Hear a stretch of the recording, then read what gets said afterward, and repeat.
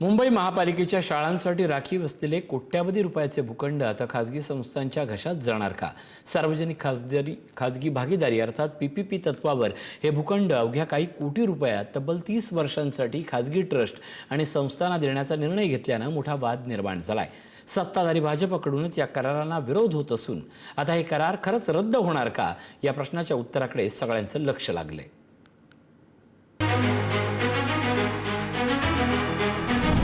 मुंबईतील विद्यार्थ्यांसाठी शाळा उभारण्याच्या उद्देशानं महापालिकेकडून विविध विभागांमध्ये अनेक भूखंड राखीव ठेवण्यात आले होते।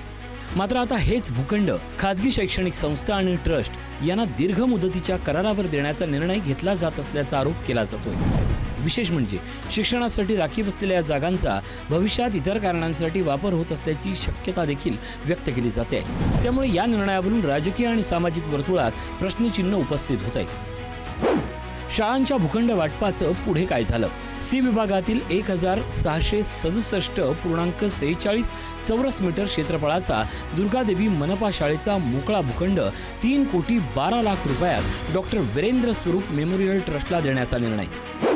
एस विभागातील 2749.44 चौरस मीटर क्षेत्रफळाचा टँक रोड मनपा शाळेचा मोकळा भूखंड 6 कोटी 82 लाख रुपयात मिराबो ग्लोबल फाउंडेशनला देण्याचा निर्णय।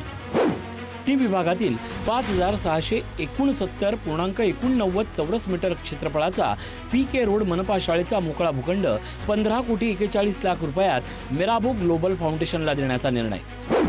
आर दक्षिण विभागातील 2063.45 चौरस मीटर क्षेत्रफळाचा गोरसवाडी मनपा शाळेचा मोकळा भूखंड 5 कोटी 2 लाख रुपयात विद्या विकास एज्युकेशन ट्रस्टला देण्याचा निर्णय।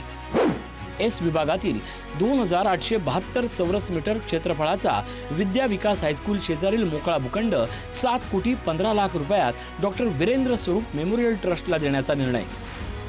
हे सर्व भूखंड तब्बल 30 वर्षांसाठी देण्यात येणार असल्यामुळे एवढ्या कमी किमतीत या संस्थांना जागा का दिल्या जात आहेत असा सवाल उपस्थित केला जातोय। महापालिकेच्या मालकीच्या आणि शिक्षणासाठी राखीव असलेल्या जागांचा वापर खाजगी संस्थांच्या फायद्यासाठी होत असल्याचा आरोप विरोधकांकडून करण्यात येतोय। दरम्यान सत्ताधारी भाजपचे मुंबई अध्यक्ष अमित साटम यांनीच आता हे करार रद्द करण्याची मागणी केली आहे। महापालिका शिक्षण समिती तसंच महानगरपालिका आयुक्तांकडे त्यांनी याबाबत पत्रव्यवहार केल्याची माहिती समोर आली आहे।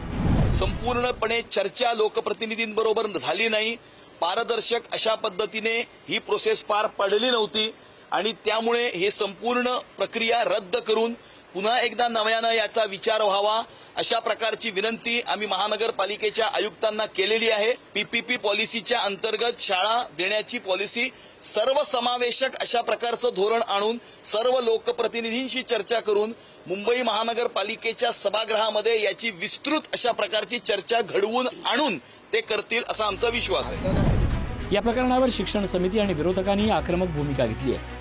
मुंबईतील विद्यार्थ्यांच्या भविष्यासाठी राखीव असलेल्या जागा खाजगी संस्थांना देण्याचा निर्णय म्हणजे शिक्षण व्यवस्थेचं खाजगीकरण करण्याचा प्रयत्न असल्याचा आरोप केला जातोय। हा जो काही करार झालेला हा करार प्रशासकीय काळात घेतलेला हा निर्णय आहे आणि त्याच्यामध्ये कुठेही लोकप्रतिनिधींचा सहभाग दिसत नाही। त्याच्यामुळे आमच्या मुंबई अध्यक्ष अमित साटम यांनी मागणी केली आहे की हे भूखंड जे करार झाले हे त्वरित रद्द करावे।